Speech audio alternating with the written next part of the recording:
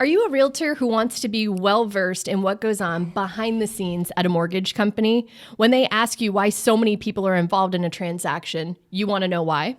Right. Or are you a prospective home buyer who got sent this video by your realtor so they can prepare you for the people you're going to talk to in the transaction? Well, if either of those cases are you, this is for you. For sure. Yeah, right.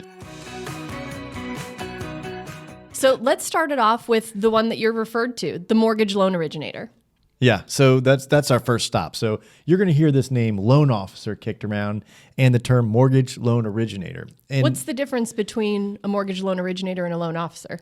well, loan officer is kind of a generic term. A mortgage loan originator is typically a licensed individual that's licensed and has what's called an NMLS number. NMLS number, right? Say that 3 times fast. I can't. NMLS. NMLS. Okay. Yeah. NMLS number.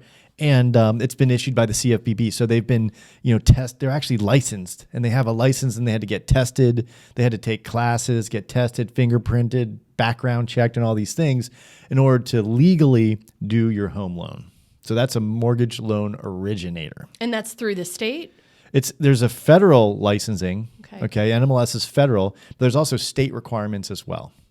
Okay. So let me give you an example. As a mortgage loan originator in the state of Florida, I not only have to adhere to the federal guidelines, but also to the state guidelines. All right. Mm-hmm. And so some things that might be legal on the federal level might not be legal on the state level. And there's lots of examples of that. Are you able to just look up somebody's NMLS number? Yes, you can. That's a good, thanks for reminding me. So the NMLS, if you go through the CFPB, CFPB, thank you. A lot of acronyms today. You can check out on NMLS Consumer Access. You can actually look up, if you know your loan originator and you know their NMLS number, you can look up their background, how long they've been employed at the current lender, where were they employed before. If there's any regulatory actions against them or their lender, it should show up under that thing to make sure you're not working with an unscrupulous lender. Nice. Well, that also brings us to loan officer assistants. I know a couple of our loan officers have loan officer assistants. What's their role in the transaction? Well, I mean, they're just that. They're assisting the loan officer or the mortgage loan originator in the transaction. So usually high-producing loan officers or mortgage loan originators, I use them interchangeably, but they're not, okay? So let me go back. MLO, mortgage loan originator. The high-producing ones need help, right? And so they employ the help of a loan officer assistant. Now, these can be licensed or unlicensed. At our company, we require our mortgage loan originator assistants, loan officer assistants, we require them to be licensed. Now, what's the difference between a loan officer assistant and a processor? Okay. Well, a processor, that's a great question. So a mortgage loan originator and their assistant, they're typically in the front of the transaction. Maybe before they have a contract, they help you go over options, they go over rates, they might collect documentation or paperwork. The processor, once you have a contract and it goes over to the, at our company, it might be different than others, right? Everyone does this a little bit differently, but typically a processor is someone that collects paperwork. They do order outs, like they'll order title work to be done, insurance, they'll order appraisals. They assist in the transaction typically after there's a contract, and they're the ones who collect the documents from the borrower, typically. And do they hand those over to the underwriter, or is that the next step on the process? Look at you. So generally speaking, the underwriter is the one who makes a credit decision on the loan. All right. So they look at the guidelines, and if we're doing a Fannie, like a regular conforming, typical 30-year fixed rate conforming conventional loan, they're going to make sure the loan meets the guidelines, the Fannie or Freddie guidelines, and make the final decision on the loan. Okay. And not to throw another acronym at you, but we have specifically what are called LAPSAR certified underwriters. Can you explain a little bit about the difference of that when it comes to the underwriter position? LAPSAR. Yeah, sure. So those are both designations by VA. Okay. So the VA, for VA loans, Veterans Administration, that do veterans for qualified and eligible veterans or active duty members, they are licensed, or they're allowed to do so, and they're certified by the VA to do so. Wonderful. So but to go back, they can underwrite the borrower and the appraisal. We don't need to send it. That's all done in this building right here. We're in our headquarters, by the way. But it's all done in this building right here. We don't send our VA loans somewhere else to be underwritten. We're actually a lender, okay? And I know you didn't ask me, but I'm going to answer it anyway. There's lenders, there's brokers. There's banks. We are a non-bank lender. We're an independent mortgage bank. Okay, so we don't take deposits here like a bank does, but we act like an independent mortgage lender. Unlike a broker, brokers they connect borrowers to lenders for fees. Okay, so brokers make fees to hook a borrower and a lender, and I'm not saying one's better than the other. I like our model because we have control. The underwriter works here in this building. So if we need to go find out what's going on in a file, which we actually do that every morning in a pipeline meeting, but if for some reason in the middle of the day, a loan officer or a mortgage loan originator wanted to know what's going on in their file, they just walk upstairs to the underwriter and tap them on the shoulder and ask them what's going on. Whereas a broker would have to go through their third party to figure out at a different lender. That's why brokers say a lot, well, the loan's in underwriting. Right. And that's not necessarily a bad. I'm not saying one's better than the other.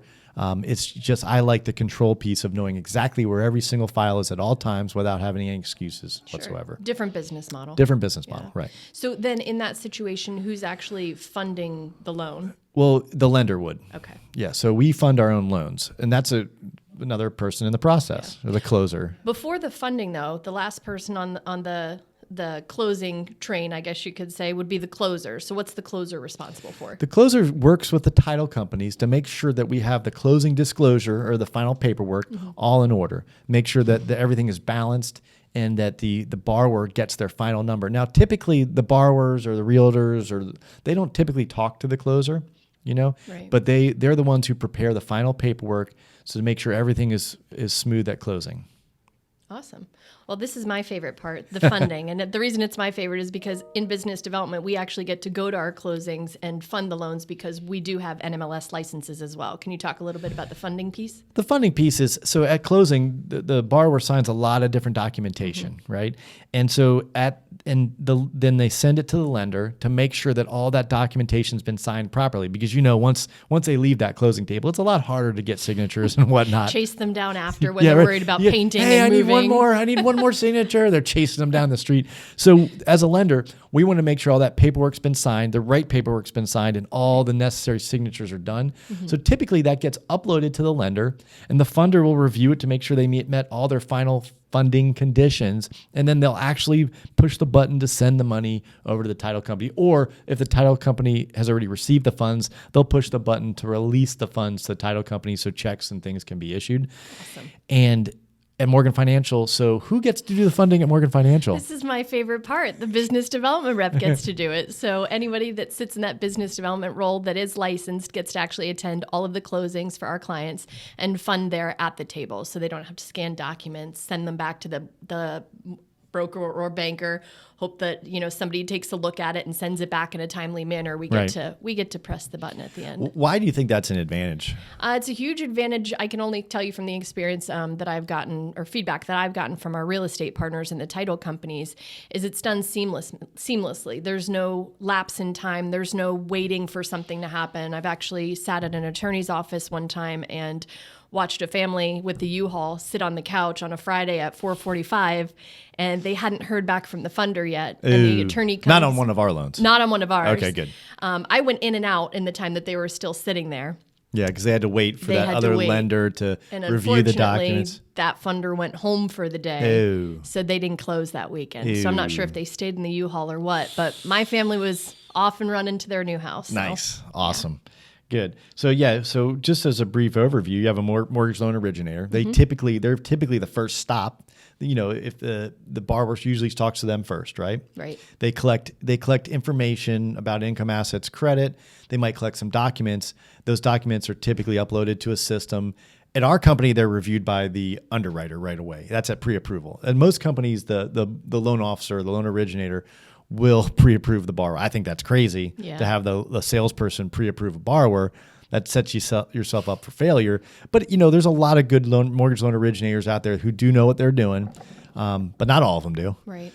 So who you get your pre-approval from actually matters. Our loan at Morgan Financial, it's the underwriter who does the pre-approvals. But so anyway, the mortgage loan I'm sorry for that tangent, but it's not really a tangent. The mortgage loan originator is the first stop typically. And then once they have a contract, they usually talk to the processor or maybe maybe some loan officers. God, I keep saying loan officer, mortgage loan originator, 20 plus years talking about loan officers. And Yeah. all right. So the next stop, typically is, some mortgage loan originators collect their own documentation throughout the whole process. Sometimes you only talk to that person. But typically a processor would collect the documents. That allows the mortgage loan originator to make sure, everything else is done. Right. And then that loan typically would go to an underwriter. At our company, it goes to the underwriter first. And the underwriter tells the processor, this is what we need. The processor then asks the borrower for those things. And then it goes back to, that makes more sense to me. But most companies, it goes to the processor. They pre-underwrite the file. They say, this is what we need. Then it goes to the underwriter. And the underwriter says, I not only need these things, but I need these things as well. Then it goes back to the processor to collect those things. Then it goes back to the underwriter to approve those things. And then it goes to the closer and then the funder, right? Love it. And then hopefully they get their keys. Yeah. Same day. Same day. Yeah, right. Within the hour. Right. Yeah, cool. What else do you have on this one? Well, that's all I had. As far as start to finish, you pretty much nailed it from the mortgage loan originator all the way down to the funder, which again was my favorite part. But Yeah, so most companies don't have business development reps though. no, not typically. Or funders at the table. And if they do have business development reps, they're typically not licensed, from my understanding. So, Gotcha. So, Joe, what's your role in this process as Chief Operating Officer here at Morgan Financial? What exactly do you do? My role is to make sure that the process is smooth from A to Z. So I all pieces of the process technically fall under me, the day-to-day. And I make sure that, we have the right systems in place. We have the right people in place. That there's money to fund all these things, and to make sure that that not only the right systems and people are in place, but the word gets out about how we operate, so we can continue to do business and generate business. Awesome. Different companies do things different way. We're biased. We like the way we do it here, but there are lots of ways to get from A to B. I hope this helps you understand some of the roles just a little bit better. And like I said, if you have someone in mind that might benefit from this, please share it. Otherwise, if you're not a subscriber, hit the subscribe button wherever it may be on your screen, however you're consuming this information. And with that, we'll see you next time. Thanks for joining us, Lindsay. Thank you.